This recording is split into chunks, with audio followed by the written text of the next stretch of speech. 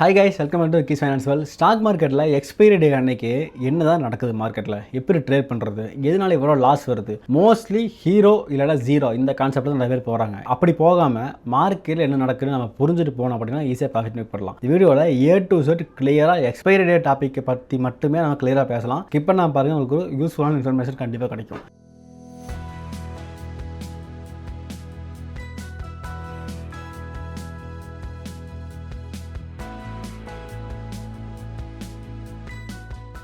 Okay, expiry day அன்னைக்கு market open ஆனதுமே first ஒரு 1 hour, அதாவது 9:50 to 10:15 இந்த வந்துட்டு ஒரு இன்ஸ்டியூஷனல் ஹவர்னே சொல்லலாம். ஏன்னா இன்ஸ்டியூஷனல் அவங்களோட பெரிய ஆர்டர்ஸை, பெரிய குவான்டிட்டிஸ் இருக்கிற அந்த ஆர்டர்ஸை எக்ஸிக்யூட் பண்ணுறதுக்கு லிக்விடிட்டி தேவைப்படும். லிக்விடிட்டி எங்கே இருக்கும்? ரீட்டைல் ட்ரேடர்ஸோட ஸ்டாப் லாஸில் இருக்கும். அப்போது எந்த டேரக்ஷனில் retail traders mostly stop loss வைப்பாங்க அப்படின்னு அவங்களுக்கு தெரியும். அந்த டேரக்ஷனில் போய் ஒரு ஸ்வீப் நடக்கும், அதாவது லிக்விடிட்டி ஸ்வீப்னு சொல்லுவோம். ஸ்டாப் லாஸை பூரா ஹிட் பண்ணதுக்கப்புறம் தான் இன்ஸ்டியூஷன் மூலிமா மார்க்கெட்டில் ஒரு பெரிய மூமெண்டமே ஸ்டார்ட் ஆகும். ஃபர்ஸ்ட் அந்த 1 ஹவர் அவாய்ட் பண்ணிட்டு அப்படின்னாலே 10:15க்கு மேலே மார்க்கெட் கொஞ்சம் காம் ஆயிரும். ஈஸியாக நம்மளால் ப்ரெடிக்ட் பண்ண முடியும். Okay next sideways drop and delta decay.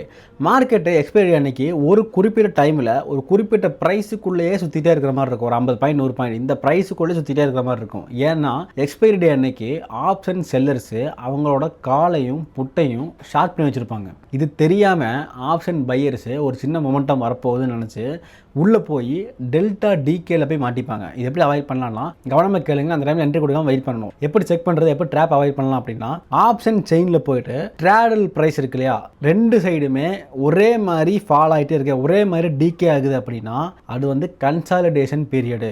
அந்த டைம் உள்ளே போனீங்கன்னா கண்டிப்பாக மாட்டிப்பீங்க. ஆப்ஷன் பையராக இருந்து உள்ளே போனீங்கன்னா கண்டிப்பாக அதில் போயிருந்து வெளியே வர்றது ரொம்ப கஷ்டம். கண்டிப்பாக லாஸ் ஆகிறது அதிக சான்சஸ் இருக்குது. Next India VIX and gamma blast. ஒருவேளை எக்ஸ்பைரி அன்னைக்கு மதியானம் 1:30 மணிக்கு மேலே ஆயிடுச்சு அப்படின்னா அங்கே தான் ரியல் மூமெண்டமே ஸ்டார்ட் ஆகுது.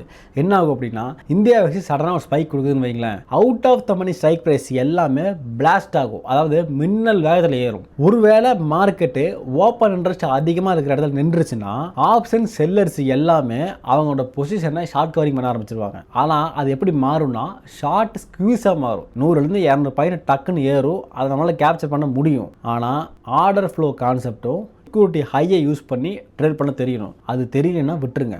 ஆப்ஷன் செல்லர் இருக்கீங்க அப்படின்னா அது ஓவரால் கான்செப்டே வேறு. மோஸ்ட்லி வீடியோ பார்க்குறவங்க ஆப்ஷன் வேறு இருக்கிறதா சான்ஸ் இருக்குது. அப்படி இருக்கீங்க அப்படின்னா 1:30 மணிக்கு மேலே இந்த இந்தியா வீக்ஸ் வந்து காமா பிளாஸ்ட் ட்ராப்பில் போய் மாட்டாமல் இருக்கிறதுக்கு கம்ப்ளீட்டாக அவாய்ட் பண்ணிடுங்க. ரொம்ப ஸ்மார்ட்டாக யோசிக்கிறத நினச்சி next expiry strike price choose பண்ணி நான் ட்ரேட் பண்ணுவேன்னு நினச்சிங்கன்னா அங்கேயும் லிக்விடிட்டிஸும் இருக்குது. இவ்வளோ ஒரு ஆப்ஷன் செல்லர்ஸு ஒரு வேளை ஸ்ட்ரக் ஆகி நின்ட்டாங்கன்னா ஷார்ட் கவரிங் நடக்கும். அது நமக்கு ஆப்ஷன் பையராக இருந்தீங்கன்னா கண்டிப்பாக லாஸ் தான் கொடுக்கும். அந்த out of the money strike price எல்லாம் அவ்வளோ ஸ்பீடாக ஃபால் ஆகும். அப்போ நம்ம ஈஸியாக நம்மளும் லாஸ் ஆகிடுவோம். அதை அவாய்ட் பண்ணணும் அப்படின்னா 1:30 மணிக்கு மேலே ஆயிடுச்சுன்னா டோட்டலாக என்ட்ரி கொடுக்கறத விட்டுருங்க. அடுத்த நாள் பார்த்துக்கலாம். Next writing versus unwinding. Open interest அதிகமாக இருக்கிற இடத்த ரெசிஸ்டன்ஸ் மட்டும் நினைக்கிறாங்க. அது மட்டும் கிடையாது.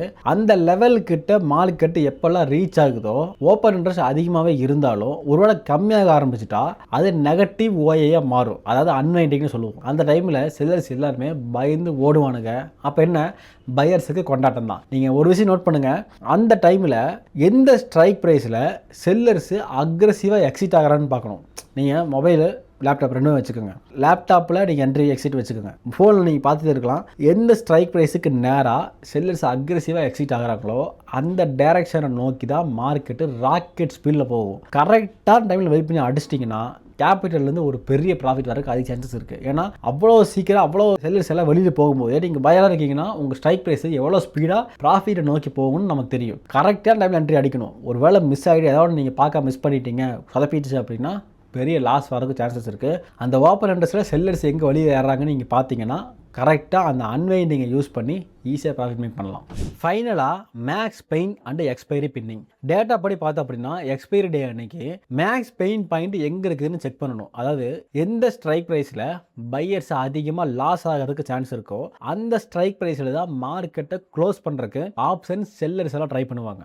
இப்போது ஒரு 2 மணி 2:30 மணிக்கு மேலே ஆயிடுச்சுன்னு வைங்களேன், ட்ரேடல் ப்ரீமியம் எல்லாம் கிராஷ் ஆகுதான்னு செக் பண்ணணும். கொஞ்சம் அட்வான்ஸான டாபிக் தான், கொஞ்சம் கவனமாக கேளுங்க. ட்ரேடல் ப்ரீமியம் எல்லாம் கிராஷ் ஆகுதான்னு செக் பண்ணணும். அப்படி ஆகுதுன்னா வால்யூம் வால்யூமில் எந்த சேஞ்சுமே இல்லை அப்படின்னா மார்க்கெட்டு பின் பண்ணப்படும். அதாவது இதுதான் நம்ம எக்ஸ்பைரி பின்னிங்னு சொல்லுவோம். அப்போ என்ன ஆகும், மார்க்கெட்டு ஒரு குறிப்பிட்ட ப்ரைஸ்க்குள்ளே நின்றும். அப்போது ஆப்ஷன் பையில் இருக்க நம்மளோட ஸ்ட்ரைக் ப்ரைஸ் எல்லாமே டிகே ஆகும், லாஸ் ஆகும். இது வந்து நீங்கள் அப்ளை பண்ணி பார்க்கும்போது உங்களுக்கு கொஞ்சம் டவுட்ஸ் வரலாம். கொஞ்சம் அட்வான்ஸ்டான கன்ஃபியூசிங்கான டாபிக் தான். ஆனால் நீங்கள் ப்ராக்டிஸ் பண்ணுறதே உங்களுக்கு ஈஸியாக புரிஞ்சிடும். இதை நம்ம புரிஞ்சுட்டோம் அப்படின்னா இந்த ஸ்ட்ராடல் கான்செப்ட்டும் அந்த வால்யூம் எந்த செஞ்சுமே இல்லை, ஆனால் வந்துட்டு ஒரு பெரிய கிராஷ் ஆகுதுன்னு நம்ம தெரிஞ்சிட்டோம் அப்படின்னா அன்வான்ட் என்ட்ரிஸ் எல்லாமே ஆட்டோமேட்டிக்காக அவாய்ட் ஆகும். நம்ம லாஸ் பண்ணுற சான்ஸுமே அங்கே இல்லை இல்லையா? அப்போ நம்ம ஈஸியாக இந்த ட்ராப் பண்ணி நம்ம ஈஸியாக தப்பிச்சிடலாம். இதை நீங்கள் அப்ளை பண்ணி பாருங்க. ஏதாவது டவுட்ஸ் இருந்தால் கமெண்ட்ஸில் கேளுங்க. ஆல்ரெடி ஒரு 70% நீங்கள் தெரிஞ்சுக்கிட்டீங்க. இன்னொரு 30% இருக்கு. அதை நான் ஒரு பார்ட் 2 இன்னொரு வீடியோவில் கொண்டு வரேன். அதையும் நீங்கள் பார்த்து முடிச்சிட்டிங்கன்னா உங்களுக்கு எக்ஸ்பைரி டே அன்னைக்கு என்ன நடக்குது, நம்ம என்ன பண்ணணும் என்ன பண்ணக்கூடாது அப்படிங்கிற ஒரு கிளியர் கட்டரில் கிளாரிட்டி கிடைச்சிடும். இப்போ ஆல்ரெடி நீங்கள் 70% லேர்ன் பண்ணிட்டீங்க. இது அப்படியே நீங்கள் போய் ப்ராக்டிஸ் பண்ணி பாருங்க. உடனே அப்ளை பண்ணாதீங்க. ப்ராக்டிஸ் பண்ணி பார்த்தீங்கன்னா உங்களுக்கு ஒரு கிளாரிட்டி இருக்கும். அந்த வீடியோ நான் அப்லோட் பண்ணதுக்கப்புறம் அந்த வீடியோ செக் பண்ணி பாருங்க. உங்களுக்கு ஒரு சூப்பர் கிளாரிட்டி கிடைக்கும். நான் இப்போ சொன்னது எல்லாமே அட்வான்ஸான டாபிக்ஸ் தான். டவுட்ஸ் கண்டிப்பாக வரும். கமெண்ட்ஸில் கேளுங்க, நான் கண்டிப்பாக ரிப்ளை பண்ணுறேன். சேனல் பண்ணுங்க, சப்ஸ்கிரைப் பண்ணி வச்சுங்க. அப்போ தான் அந்த நோட்டிஃபிகேஷன் உங்களுக்கு வந்தோடனே அந்த வீடியோ உங்களால் பார்க்க முடியும். இனிமேல் தேங்க்ஸ் ஃபார் வாட்சிங் guys. see you next video. Take care.